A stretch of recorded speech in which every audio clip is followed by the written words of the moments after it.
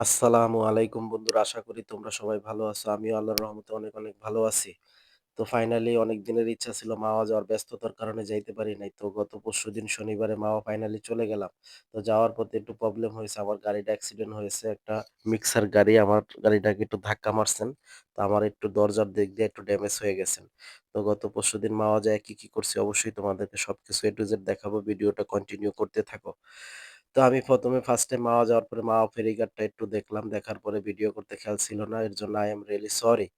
তো ১ম এ আমরা শখের হাড়ি রেস্টুরেন্টে ঢুকলাম। ওখানে বসেরা ঢুকলো। আমি চিন্তা করলাম একটু বাইরের দৃশ্যগুলা দেখাই। কারণ সন্ধ্যা হয়ে যাচ্ছে। পরে দৃশ্যগুলা ভালো আসবে না। তো আমি বাইরের ভিউ গুলা একটু ঘুরে, ঘুরে নিতেছি। শখের হাড়ি রেস্টুরেন্টটা বাইরে থেকে খুব সুন্দর লাগতেছিল। এমনি সামনে একটু ঝর্ণা আছে, ভালোই লাগতেছিল। খুব মোটামুটি মানুষ দেখতেছে দেখি, হ্যাঁ? অনেক মোটামুটি মানুষ আছে। আমরা যেই টাইমে গেছি একদম ঠিক তো বিকাল ওই টাইমে মানুষ কম থাকে, রাত্রেই মানুষ বেশি থাকে। আস্তে, আস্তে এখন আসা শুরু হইছে মানুষ দেখলাম। তো যাই হোক বাইরের দৃশ্যটা আমি ঘুরে আগাড়িয়া যেইভাবে দেখার ওইভাবে তোমাদেরকে দেখাইতাছি। এদিক দিয়ে আমি শখের হাড়ি রেস্টুরেন্টের ভিতরে একটু গেছিলাম কিন্তু মাছের ভিডিওটা নেই নাই। কারণ হইলো আমি ফাইনালি পরে মাছের ভিডিওটা করব শেষে। বাইরের দৃশ্যগুলো আগে দেখে নিই। তো আমি ভিডিও কাট করে ভিতরে যাইয়া দেখলাম মাছ অনেক দাম চাচ্ছে এখানে ৳২৪০০ কেজি চাচ্ছে। বছেরা ৳২,০০০ বলছে তারা দিবে না। তো বছেরা ওখান থেকে বের হয়ে আরেকটা রেস্টুরেন্টে ঢুকছে। আমি চিন্তা করলাম একটু আমি তো ভিডিও নিয়ে ব্যস্ত। আমি ভিডিও করতেছি। তারপরে বছেরা ওই ইলিশের বাড়ি রেস্টুরেন্টে ঢুকে গেছে ফাইনালি আমি দেখলাম। তাদেরকে ভিডিওতে আনি নাই। বাইরের গাড়িগুলো একদম সামনে সারি, সারি গাড়ি। তারপরে যতটুক চোখ যায় অতটুকুই সব রেস্টুরেন্ট। খুব সুন্দর, সুন্দর রেস্টুরেন্ট আছে। তোমরা আসলে ঘুরে, ঘুরে একটু দাম দর করে মনে হয় নেওয়া লাগবে। এখানে একটু বার্গেটিং করা যায়।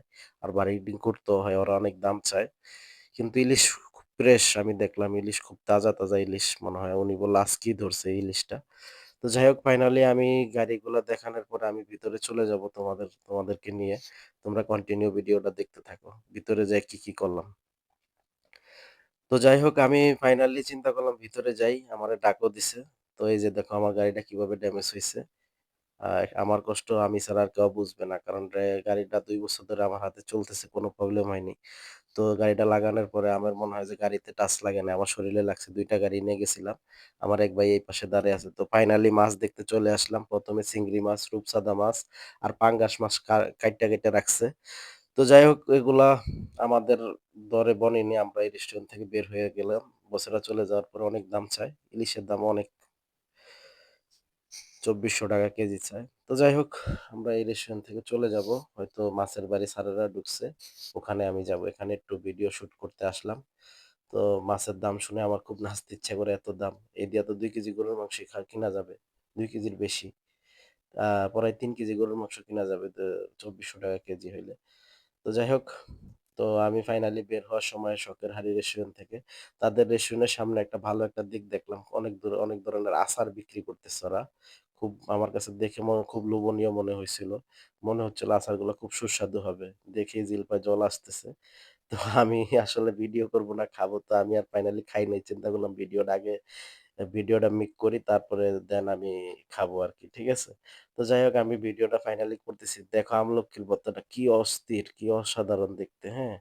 দেখো আমার কাছে খুব লোভনীয় মনে হচ্ছে। এদিক দিয়ে বসেরা মাছ কাইটে কুইটে একদম ধুয়ে বইছে একদম কমপ্লিট করে লাসছে। আমি তো মাছের ভিডিও করতেই পারলাম না। হায়, হায় বন্ধুরা আমি কি করব? পরে লাস্টে দৌড়ে দাঁড়িয়ে চলে আসলাম মাছের ভিডিও করার জন্যে। মাছের ভিডিও করতে এসে দেখলাম ওই বেটা মাছ কাইটে ফেলতেছে। আয় হায় রে! আমি আগে কেন আসলাম না? একটু আগে আসলেই তো পুরা মাছের ভিডিওটা করতে পারতাম। তো যাই হোক যাই দেখাইতে পারলাম এদিক দিয়ে আমার এক বস চিংড়ি মাছ নিয়ে আসলো ১২ জনের জন্যে। তো সে এই যে মাছের কান-কুন কাইটে-মাইটে একদম মনে করো চিংড়ি দিয়ে ধুয়ে-মুয়ে একদম দিয়ে দিবে আমাদেরকে। তো যাই হোক আরেক মামা ওদিক দিয়ে দেখলাম তেল গরম করতেছে কড়াইয়ের মধ্যে, হ্যাঁ? তো যাই হোক তারা খুব দ্রুত কাজ করতেছিল, হ্যাঁ? আমাদের এদিক দিয়ে খুব ক্ষুধা লাগছে। তো কি করব? এদিক দিয়ে আমি একটু ভিতরে আসলাম কাঁকড়া দেখানোর জন্যে। ওদিক দিয়ে আমার এক বড় ভাই ডাক দিছে, "এই রে তুই ভিডিও করবি না? এই যে ইলিশ ভাজা চলে যাচ্ছে।" আমি ওখান থেকে কাঁকড়ার একটু ভিউ নিয়ে তাড়াতাড়ি দৌড় দিয়ে চলে আসলাম। চিন্তা করলাম ইলিশ ভাজার ভিডিওটা আপনাদেরকে দেখাই। হ্যাঁ? তো যাই হোক ফাইনালি ওরা ৳২,০০০ কেজি নাকি বলছে এটা মাছ নিছে আমি জিজ্ঞাসা করছিলাম। তো আর ওখানে ৳২৪০০ দিয়ে ছাড়া দিবে না। হয়তো ওরা বার্গেনিং করলে আরেকটু কমাইতো। তা আমরা বছরে আবার এত বার্গেনিং এর লোক না। যেটা কয় একবারই একটাই। তো যাই হোক ফাইনালি আমরা মাছ কিনে নিয়ে আসলাম। কিন্তু এই মাছগুলা কিনে অনেক জিতছে বেচারা। ওখান থেকে এখানে প্রাইস মাছও খুব বড় সাইজে বলল, আবার দামও কম। তো যাই হোক একটু দেখে নিবেন আপনারা, একটু বার্গেনিং করে নিবেন। তো এই মামা দেখলাম লাইরে সাইরে একেবারে ভালো করে ভালোভাবে ইলিশগুলা ভাজতেছে, হ্যাঁ? তো মামারে জিজ্ঞাসা করলাম, "মামা কতক্ষণ লাগবে?" মামা বলল যে, "মামা বেশি সময় লাগবে না। ১০-১৫ মিনিট একটু ওয়েট করেন হয়ে যাবে।" তো এদিক দিয়ে এই মামা কি করলো ২ টা ল্যাঞ্জা দেখলাম উড়িয়ে দিয়ে দিল। আমি জিজ্ঞাসা করলাম, "কি করবেন ল্যাঞ্জা দিয়ে?" বলল যে, "মামা আপনাদেরকে ইলিশ ল্যাঞ্জার ভর্তা খাওয়াবো।" তো আমি বললাম, "তাই নাকি? আমি তো কখনো আসিনি, অভিজ্ঞতা নাই, জানিও না।" তো যাই হোক সে ফাইনালি মামায় দেখলাম কাঁটাগুলা খুব যত্ন সহকারে বাছতেছে। বাছতে একটা পর্যায়ে ফাইনালি ভর্তা মামার দেখলাম কমপ্লিট। লাইরে সাইরে মামা একদম ভর্তা বানিয়ে ফেলল। তো যাই হোক এই মামা দেখতেছি একটু হাঁটাহুটি করতেছে। চিন্তা করলাম মাছটা হোক। তো মামা খুব চুপচাপ। অনেকগুলো কথা জিজ্ঞাসা করলাম, কিছু বলল না। খুব ভদ্র মনে হচ্ছে আমার কাছে। তো যাই হোক এই যে মামা দেখলাম একটা ১ পিস ২ পিস করে মাছ একদম তোলা শুরু করে দিছে। তো ফাইনালি মামা মাছ তুলতেছে। আমার তো পেটে ক্ষুধা, দুপুরে আমরা কিছু খাই নাই, হ্যাঁ? তো খাইতে খুব ইচ্ছা করতেছিল। চিন্তা করলাম মাছই খেয়ে ফেলি লুকিয়ে আর কেউ যাতে না দেখে। তো যাই হোক ফাইনালি লোভটা কন্ট্রোল করলাম। তো মামা খুব ডেকারেশন করতেছিল। আমার খুব লোভ লাগতেছিল ইলিশ। একদম গরম ইলিশ। গরম ভাত দিয়ে ওহ! কি মজা লাগবে আসলে অসাধারণ। তো যাই হোক ফাইনালি মামা মাছগুলা ভাজতেছে। আমি বাইরে থেকে ভিডিও করতেছি, হ্যাঁ? ভালোই লাগতেছে। আর আমার ক্ষুধায় পেট ছু করতেছে। কখন যে মাছগুলা হবে? এদিক দিয়ে মামা মাছ উঠিয়ে বেগুন ছাইড়া দিছে। বেগুনও হওয়া শেষ। হায় হায়! মামা কত দ্রুত কাজ করতেছে। তো যাই হোক চিংড়ি মাছগুলা দেখলাম মামা খুব সুন্দর করে ভাজতেছে, হ্যাঁ? মামা প্রতিটা ১২ টা চিংড়ি দিয়ে দিল। চিংড়ি মাছগুলো ভাজতেছে। তো যাই হোক ভাজতে আমি চিন্তা করলাম একটু আশেপাশে আমি একটু দেখি। ক্যামেরাটা হাত দিয়ে ধরে রাখলাম। আশেপাশে দেখলাম যে ওদিক দিয়ে খাবারও সার্ভ করা শুরু হয়ে দিছে। আমার এদিক দিয়ে বলতেছে, "মামা আপনি যায়া বসেন। আপনার খাবার তো প্রায় রেডি। হ্যাঁ? চিংড়িটা হইলেই খাবার রেডি। বসেন আপনারা।"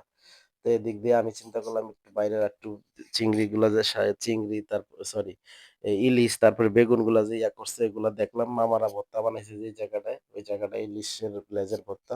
এই জায়গাটায় অনেক ধরনের তাদের নিজস্ব মাসালা দিয়ে এই ভর্তাগুলা বানায়। তো যাই হোক খুব ভর্তাগুলা আ বানানো শেষ। তো যাই হোক মামার চিংড়িও প্রায় শেষ পর্যায়ে। আমি চিন্তা করলাম যাই আগে বইসা পড়ি। যাই পরে যদি খাবার না পাই এমনি পেটে ক্ষুধা।